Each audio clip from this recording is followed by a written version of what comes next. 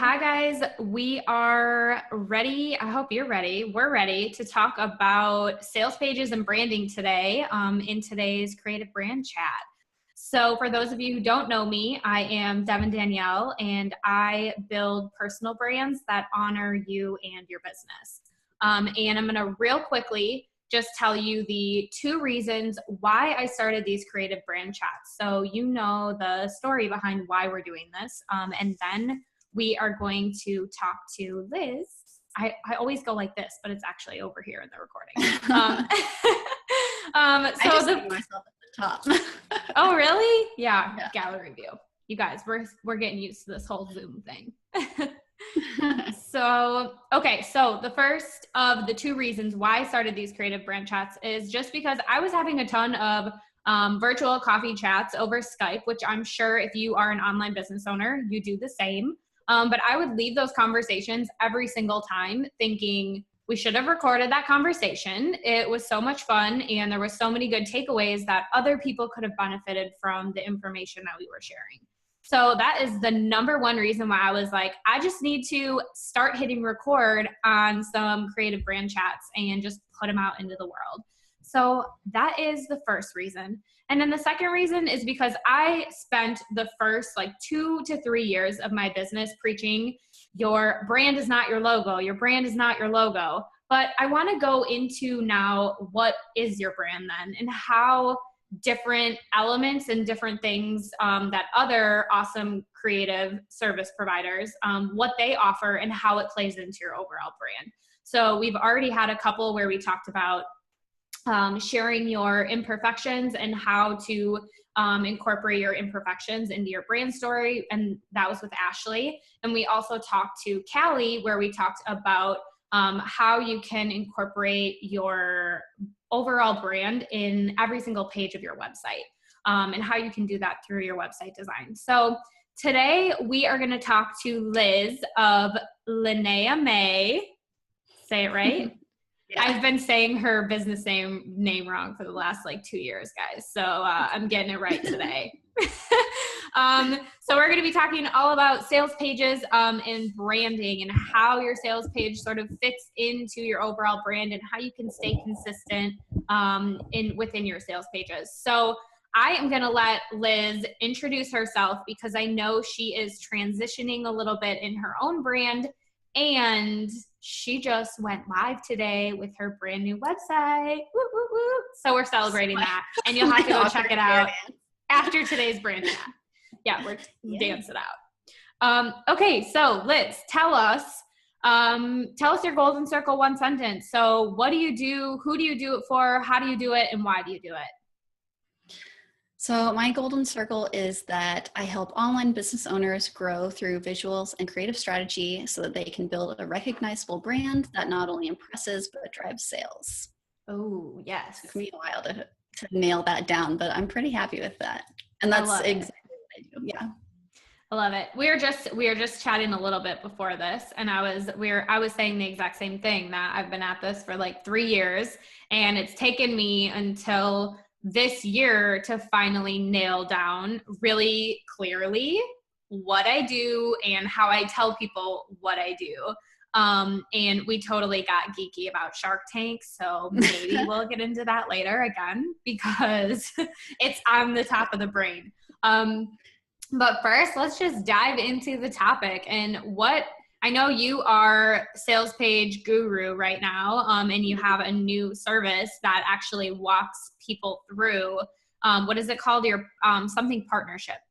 Tell us about it. So I have 2 main sales page services. One is just a straight up sales page design. It's built a custom sales page within Squarespace in 2 weeks. And then a more extensive program that I have is my launch design partnership, which is a 5-week partnership that gets you ready to launch or relaunch your offer by doing offer branding, cover pages for your opt-ins, sales pages, and then other design elements that fit in with your overall launch strategy. Oh So my gosh. yeah, I love it. And focusing I mean, we've been talking a little bit about about the partnership. So I know a little bit about it, but that is what made me be like, okay, we need to talk about sales pages. Because you have beautiful design, but I was like, you make it functional. And like you said, you use that to help people get sales and do what they love. So I guess, like so in that, I just want to like kind of pick your brain or do like a 5-week like overview. Like what do you focus on like in each week? Like how do you break down the sales page? Because I think some of us, when we think sales page, we're like, there's a lot of things out there online. You can go like research exactly like what to put on it. But I think it doesn't even matter that there's stuff out there because it's still daunting and overwhelming. So I guess what is the breakdown, or like what are the simpler steps that you would tell people to do for a sales page? Yeah, exactly. There is so much online that you can find, and it'll tell you all different kinds of things. But basically, the overall idea of a sales page is to remove the mystery of what you're selling and guide people from curiosity to conversion by getting clear in the middle. So you get them curious, then get clear and have them like gain clarity about what you're giving them, and then convert them at the end. So yeah, the way that the 5-week program breaks down is we start in with homework. So you actually you as my client are very involved in the process, because I'm not writing your sales page for you. I'm there to help you along the way. And I do kind of bounce ideas off of my clients, and we chat through things to kind of like better clarify what they're trying to say. So we have quite a bit of homework, which gets very clear on the offer and then breaks down sales pages into all of the different sections that we could possibly need, from headlines to understanding your potential buyers' problems to different calls to action, what your buttons are going to say. So there's like this slew of sections that we go through and make sure that we have all the information for. So step 1, get clear on your offering, which I love what you said, just to jump in real quick. I love that you said, what did you say? Taking the mystery out of selling.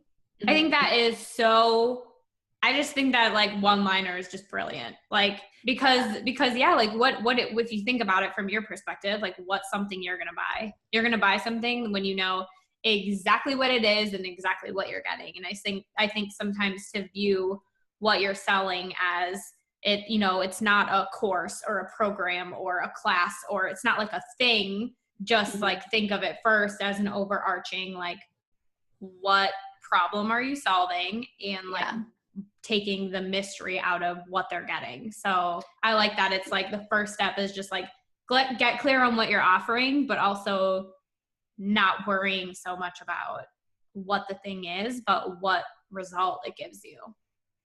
Exactly. Because if you focus on your solution, you're not then trying to convince people that they have the problem that you're trying to solve.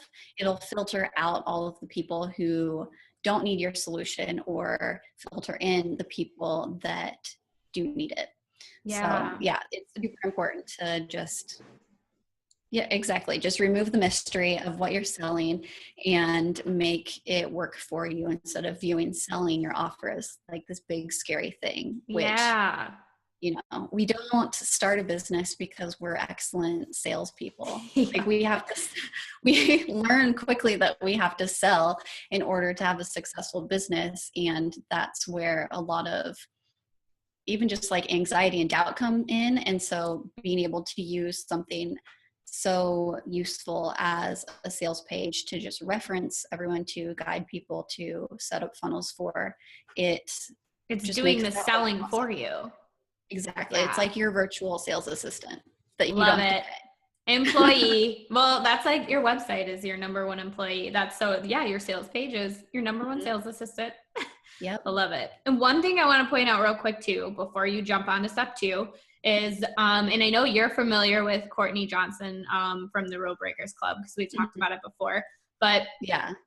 Which we'll link to her in the show notes if you want to check her out after. But one of the things when I was doing my first sales page ever, like my first, I don't even know when that was, my first year in business, I was like, oh my gosh, I have to do this big blown out sales page. And I was so overwhelmed. I remember I found her and I found what she calls, I don't totally remember. It's like her the rainbow of sales. Yeah. And basically it's like, it was like such a simple breakdown, and it helped me so much to get over the hump of like, oh my gosh, all the things. And it was basically, you know, what's the problem? What's the solution?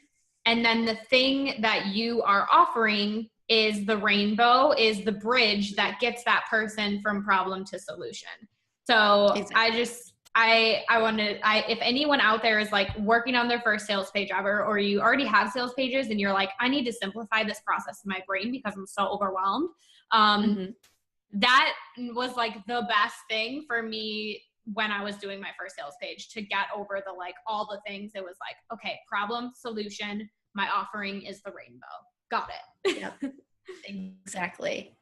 Yeah. And then going further and breaking down all of those steps so that people know exactly what to expect. Yeah. And that's where you take the mystery out. She's like my unknowing business mentor. I buy all of her products.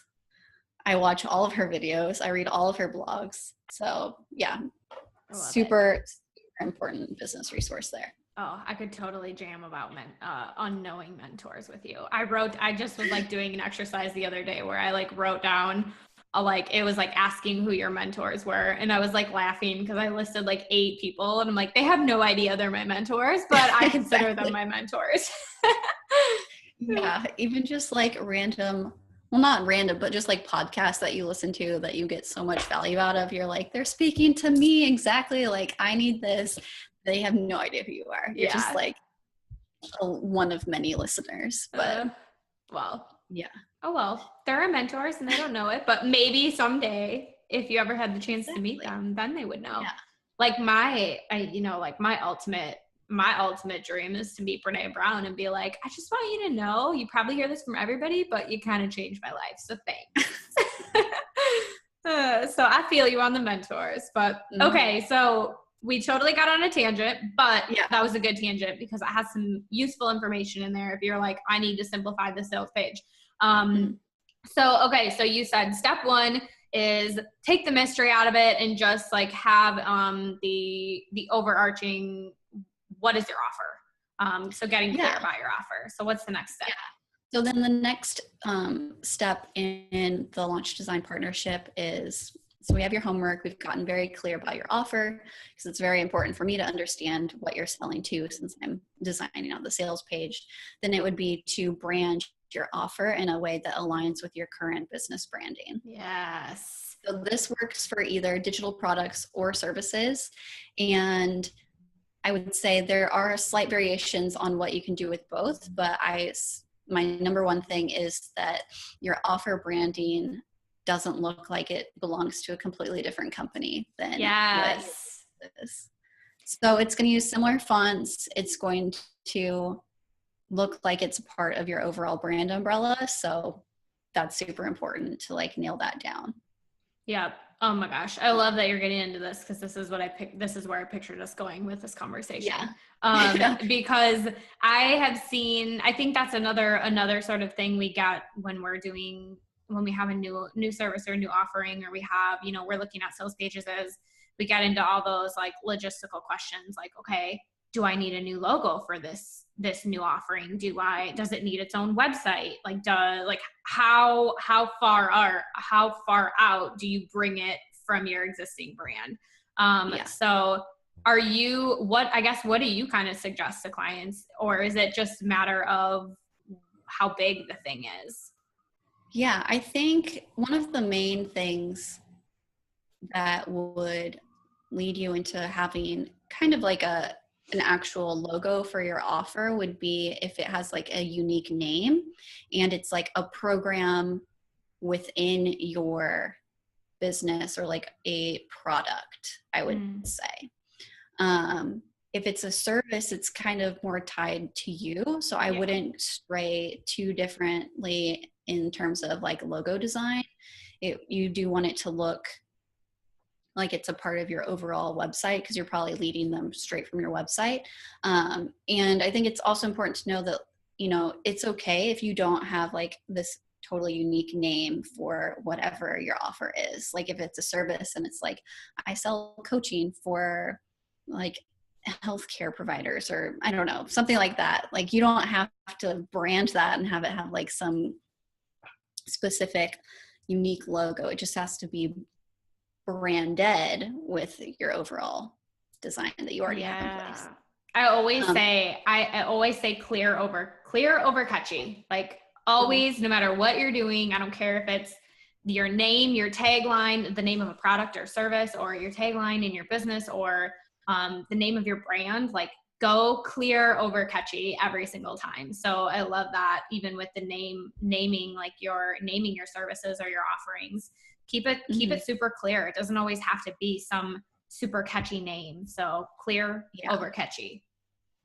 Yeah, for sure. And then if you do have a unique name for your offer, get the domain if you can. Even if you don't map the domain to your sales page or any of that, you want to take that digital space and claim it for yourself. Mm-hmm. Just in case. I like went a little crazy last year and did that. So I had like 8, and this is probably like not crazy compared to some other people, but I had like 8 domain names at the end of the year. And I was like, I'm not planning on using any of these. Like, do I really need them?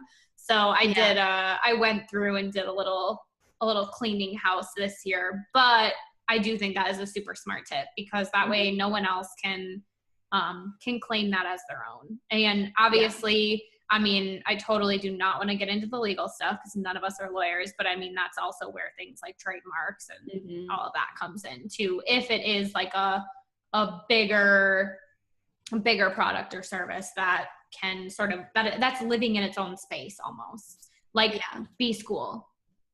You know, like Marie Forleo's, like Marie Forleo's B School, like that, like if you're looking to have like a number one, like you're only like one huge product or thing, digital product or whatever that you offer, like at that point, I think it's definitely important to have your own, get the domain, just in case it does grow into something bigger than you can scoop up all the copyrights and the trademarks. And especially like if it's a unique name, even for a digital product, it takes no time to map a URL to that page on your site. And basically that just means that when you're in your domain host provider, it doesn't have to be a host, it just has like a domain management system.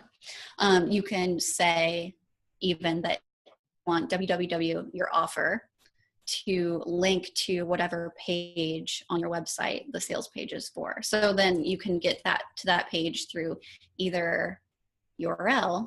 And then you can also, another thing I've started doing is getting domain names that are kind of like similar to what you're selling, or like a common misspelling. So like I have common misspellings for my business name and my main website. And then I went on a buying spree. I have like, this isn't as many as some people have, but I have 14 domains right now. I used a few, but I have plans for a few more. Okay. Yeah. I think one night when I was trying to decide a name on something, oh my gosh, this was like last year, I was trying to come up with something new. And it was like 11:30. I was like on Pinterest and I was like, oh my gosh, I have the most amazing name. And I like went and bought it. I looked at it the next day. I was like, what does this even mean? I don't even know. I like told some people about it. They're like, what are you trying to sell? I was like, I don't know. You're like, I don't know. Yeah. I was going to say it's like a drunk regret, like a hangover the next morning. What did I do? What did I buy last night? Your taxes. I love it. Okay. Well, that just proves that my 8 domain names aren't that crazy. Just like don't auto renew. I know I know there's people out there that have like 50 or hundreds of domain names that they own. So, I mean, yeah, you can get a little crazy with it. But I mean, I think that's a valid point that maybe not everyone would think of doing. So that's a good tip. Yeah, for sure. Yeah, I'm working with someone right now who has bought probably about like 10 different domains that are all going to lead into like this one product. Just because like no one had snatched up those names yet and they were just perfect. So yeah, I was gonna say, I mean, it's protecting yourself. So it is smart to do it because then no one can create a product similar to yours using a domain name, where then if you're talking about it and someone means to go to your website and they end up on someone else's and other person gets a sale. Yeah. So that's a really good tip to get the domain name. Yep. Okay. So that was step 2 was, branding yes, keep your branding consistent. Mm-hmm. Okay. And then after we solidify the branding for your offer, then we move into building out like the web page elements, which would include, I do everything in Squarespace. So it would include cover pages that we use as your landing pages for opt-ins to start getting people on your list and into your funnel that you'll eventually send people promotions for your offer. And then while you have that, it also moves into the sales page design. So taking all of the homework that you completed and we walked through and kind of hashed everything out, then also putting that all together with your overall offer branding and business branding. And then just on my end, I make things work a lot better for the transition from desktop to mobile, which a lot of times can be a little wonky because even though some sites are set up to automatically be responsive, it's not like the best. Things aren't always in order like you would want them. Exactly. They're not always in order. Like a huge image then like becomes really teeny tiny and weird. So you have to like have different images. So then I geek out on that and get into the CSS of things. You don't have to worry about anything at all. And you have a sales page. You get website geeky. Yeah. I love it. And can I just say that I love that step 3 is design, because I was a designer first, and I still love design, appreciate design, and I still help with overall, if your design fits into, I say your brand visuals, if they fit into your overall brand positioning. But I think a lot of people want to start with design, or they want to start with the sales page. But I love that it's like, no, get clear on your offering first. Get clear on, what you're going to name it and how you're going to brand it, and what is sort of going to what are the freebies that are going to lead people into that sales page. So I love that you're getting all of that figured out first. And then you're saying, okay, now let's put it all together in a cohesive sales page and let's talk design. Because I think a lot of times people want to jump the gun and go to design when they don't even have a clear understanding of their offering and what they're putting out there.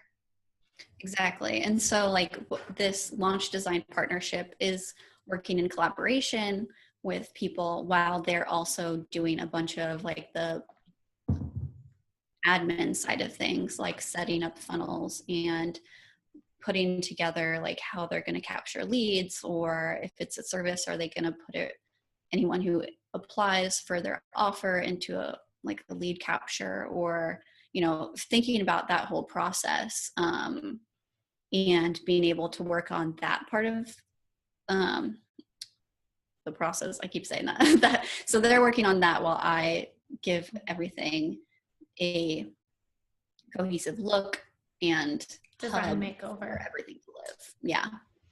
Oh, I love that. Giving everything a home place to live. I love it. Yep. So, okay. So that's step 3. What's step 4? 3. So then step 4,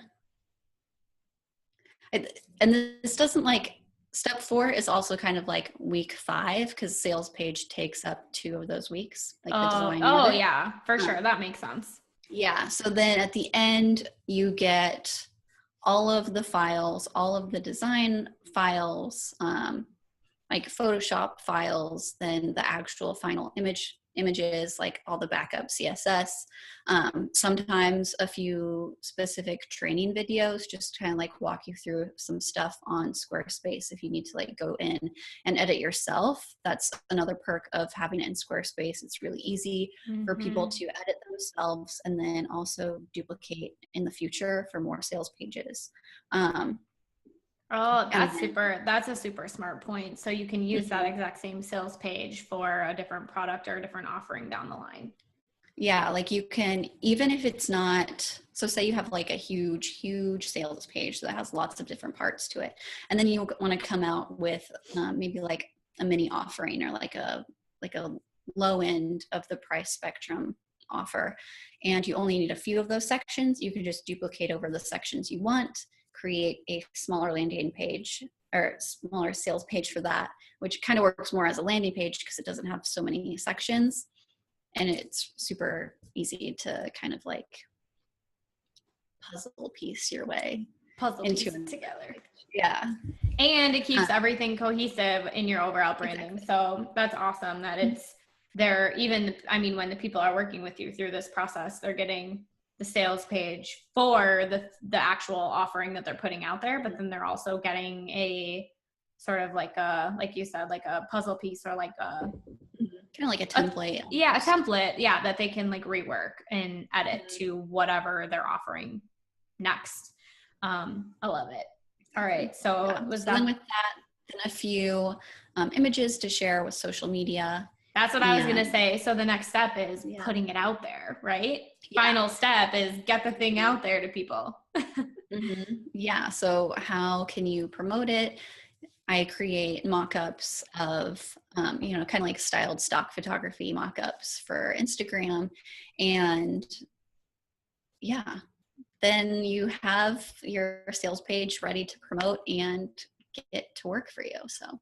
And it actually looks like it fits within your overall brand. So, all right, let's recap those steps. And I love that I love that we got into the steps because that's totally not where I was expecting to go. But I love that it's like it tells people like what they can be doing if they're doing this themselves. So, okay. So step one was create or figure out just your overall offering, like figure out. Get very clear on it. Get clear on your offering. And step two was, remind me. That was determine how it works within your overall brand. That was like offer branding. Yeah. Okay. So step two, get clear. So first you're getting clear on the offering. Step two, you're getting clear on the branding. So how it fits within the brand you already have. And that, again, we kind of got into there with like, does it need a logo? Is it, a service that fits right within right within the brand you already have? Or is it something that's going to be huge, like Marie Forleo and B-School? And then it needs its own platform and its own sort of a brand that fits within yours. Step three was kind of mapping out how people are going to funnel through and actually get to that sales page. So figuring out, like you were saying, get some opt-ins up there, the lead captures, all of that, filter people to the sales page. And then also with step three, which is kind of step four, is design your sales page. So actually get your sales page out there and design it. And then the final step is share the promo materials, get it out there, hit send. I love it. Simple 5-step solution to get your sales page out there. See, it's totally not as daunting as it feels. No. Well, it's definitely a lot of work. And I'm not saying that like, this and it'll be easy, because it still takes a lot of time and a lot of mental energy just to figure out how it's going to work for you, because you really do want to view your sales page as something that works just as part of a whole, and the sales page is kind of like the last thing that people will land on before they convert and before they buy from you. So you do have to think about like, okay, how are my blog posts feeding into what I'm selling? How is my Your social media Posting posts. on Instagram. Yeah, social media. I always say Instagram because I kind of like Twitter and Facebook are like an afterthought for me. I'm the same way. Twitter used to be my number one, and then I got over to Instagram, and now that's where I hang out. Actually, I had someone DM me yesterday, I think, and she was like, I'm curious why you don't have a Facebook. And I'm like, well, here's the deal. I did have a Facebook business page, but I got fed up with the whole not converting and whatever, and paying, blah, blah, blah. So she was like very intrigued to know like why I was just on Instagram. So, but yeah, I feel like that's a whole separate. Is pay to play for sure. Oh, and I love that. Pay to play. Yeah, you just have to like know exactly what you're doing. I feel like more of my audience lives on Instagram than Facebook. Yeah. Just as like a social media platform. And if they're on Facebook, they're not there to kind of like engage in brands. They're there to like engage within professional groups. Yeah. So it's kind of like hard to like, it's important to have a profile on there so that you can be a part of those groups and interact with people in that way. But as far as like, yeah, converting people into caring about your business, I feel like Instagram is the platform for that for sure.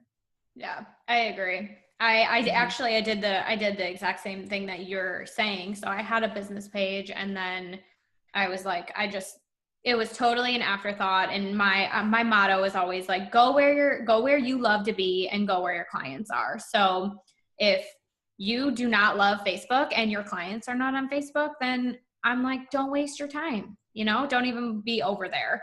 But I found the same thing that you did with Facebook. And I was like, when people are there, they're there to engage in communities. So I last year had a community for an entire year, which was awesome. But again, I was like, just the platform just wasn't right. So I went back to Instagram, and I'm like, all right, no more Facebook. But we'll see. We'll see if I ever do a business page, because like you said, sometimes it is helpful just to have it there in case someone from those groups find you. But I just wish my personal page could be my business page. Like, I'm like, I don't even want more than one Facebook page. Like, I just want one, and I'll just like share stuff that I'm sharing on Instagram and on my blog and like stuff like this. And I don't want to have to worry about having a personal and a business. Yeah. Like the best social media platform for you is the one that you can be consistent with, and like that you regularly show up to and post every day, if not multiple times a day. I don't do that as much as I should, but I think now what I've started using for Facebook and Twitter is Smarter Queue, so that I can just kind of like share resources automatically. So I set them all up, and then it posts things at certain times, just so that, if people land on it, they're not like, wait a second, does this person exist? This person hasn't posted since 2012. Yeah, that's like, that was always my problem with it too, because I'm like, you have to keep it updated so that people know you're still a relevant business. Exactly. What did you say that you use? Smarter Queue? Smarter Queue. We'll have to find that and link it in the link to it. I can give you a link to Smarter Queue. That's perfect, because we'll put it in the resources list, because I've never heard of that one. Yeah, it's kind of like Meet Edgar, but way cheaper, because Meet Edgar is like $70 a month, and I don't need that for like a robot that posts onto Twitter for me. So yep, I feel ya. That's just my feeling on that. I know it works well for people, but yep, I feel the same way. I think I did.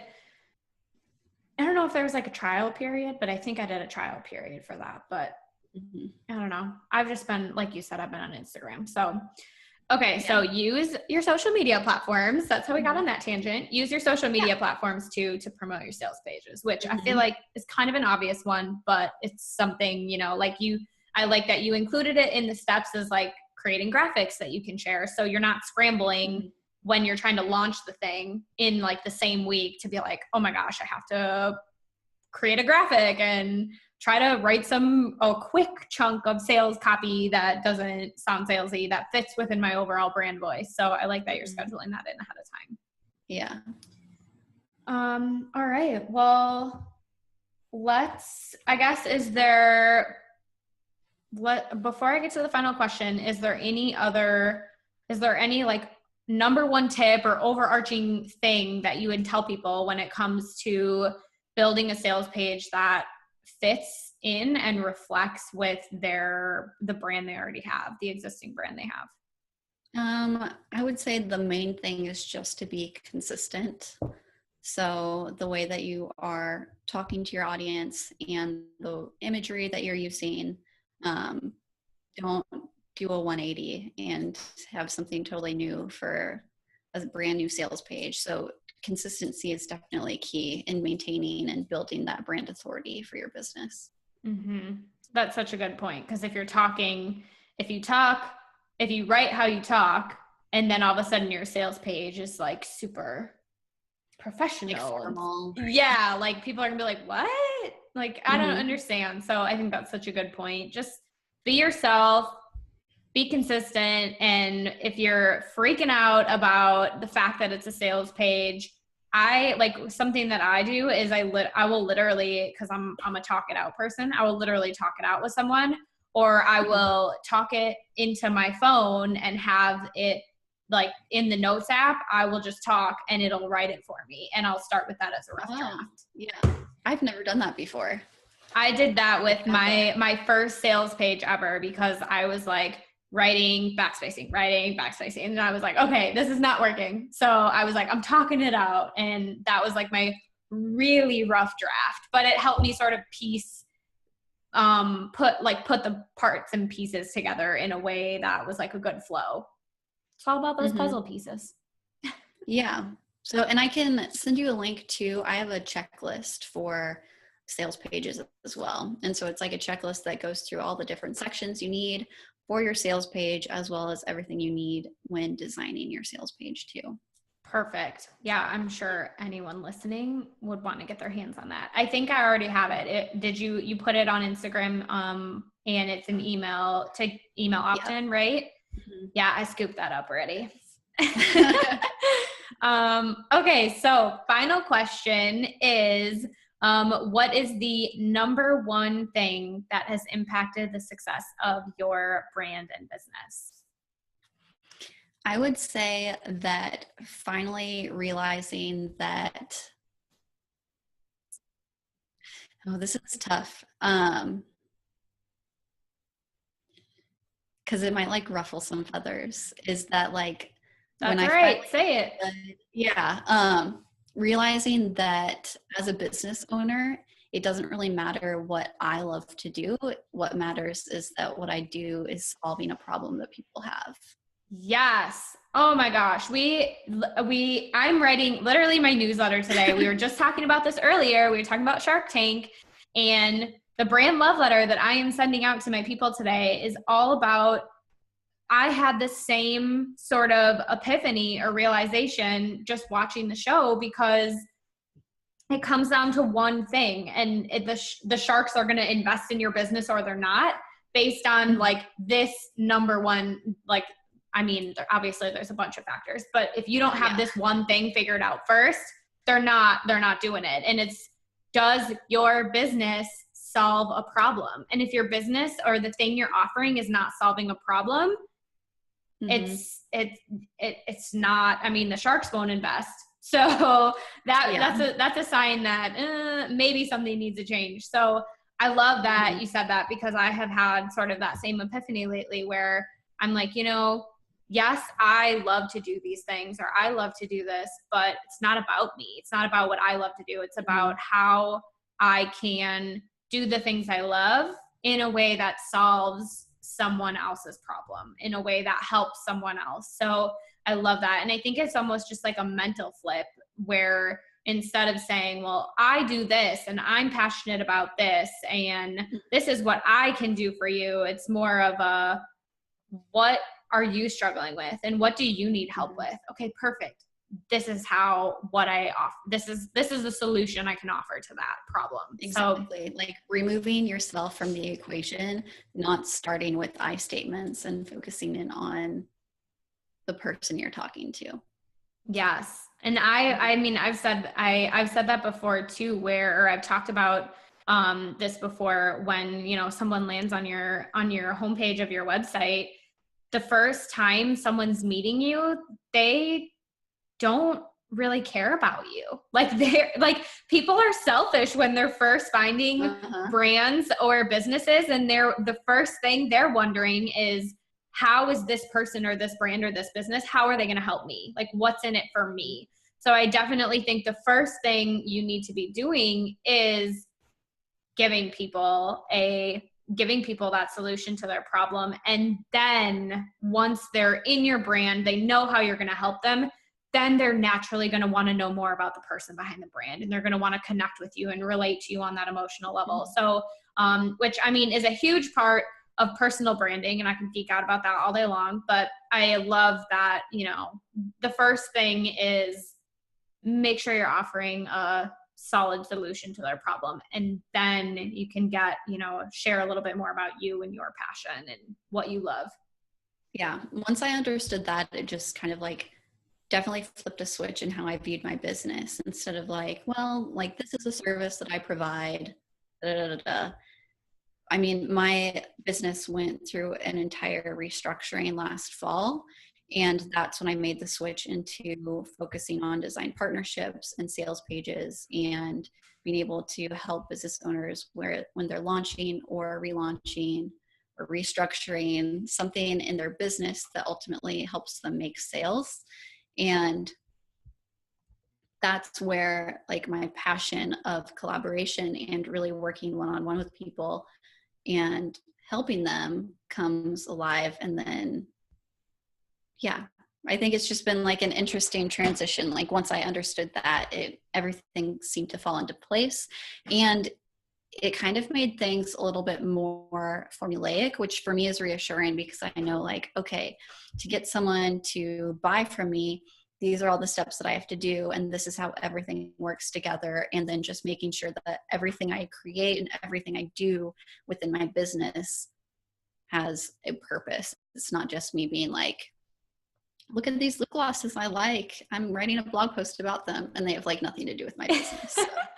Yes. Oh my gosh. Yeah. I love it. I did the same thing when I was first starting out. I had like branding posts, and then I had like business posts, and then I had like travel and adventure posts. And I'm like, okay, so are these travel and adventure posts actually like doing anything for my business? So yeah, I love that. And I think like if you love travel and that's something you want to incorporate into your personal brand, perfect. Find a way to do it. Just share those, some of those photos on Instagram, but then make sure your caption has something to do with bringing it back to your brand or your business. So yeah, I love that. I think that is such a good point. And I don't know. I don't think you're going to ruffle feathers. If anything, I think it's a good reminder that we have to treat our business as businesses. And in order to do that, we need to be solving a problem with our business to be profitable.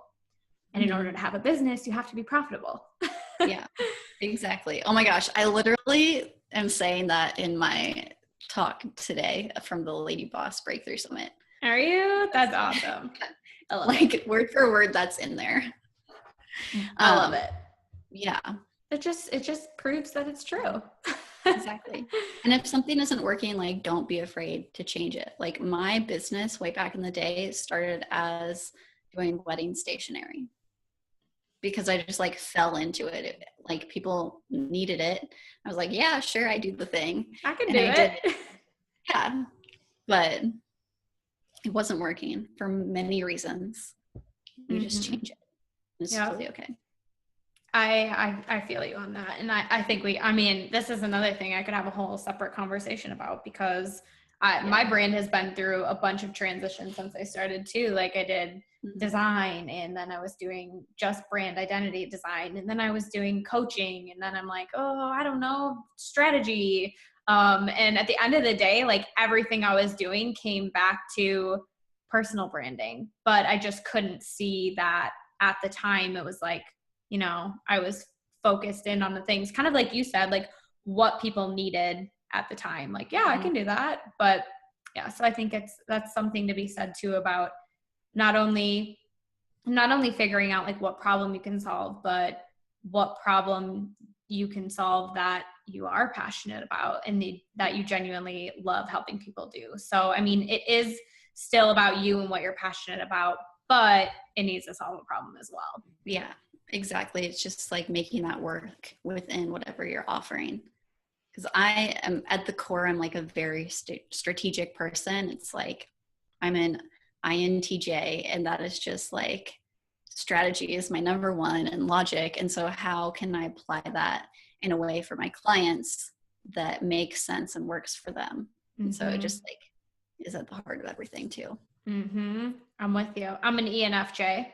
So we had a couple overlapping, but I'm totally like I want to be like teaching, and I want to be like in there, like working with people and talking to people and like inspiring people. So figuring out the things too about like your personality and what makes you tick totally plays into what sort of business you should be running. So, and what sort of offerings you should be selling, just to come full circle. But I love it. Okay, so before we get into like 5 million other things, because I feel like we could talk for hours, where is the best place that people can find you online? Where do you hang out the most? I hang out the most on Instagram. So if you want to catch me every day, comment, chat, Instagram story, chat, DM, whatever. I'm always there. There's so many iterations now of like how to get a hold of people within that app. Within just Instagram. Yeah. And then my website is lineamae.com. That is the hub for everything I do. You can grab freebies for getting started with sales pages. And then also you can sign up to be in my inner circle, which I send out emails every Thursday. I'm about to have to write one right now, and it just gets like tips and freebies and advice within your inbox. And then also you get exclusive access to be able to schedule coffee chats with me every week. I love it. You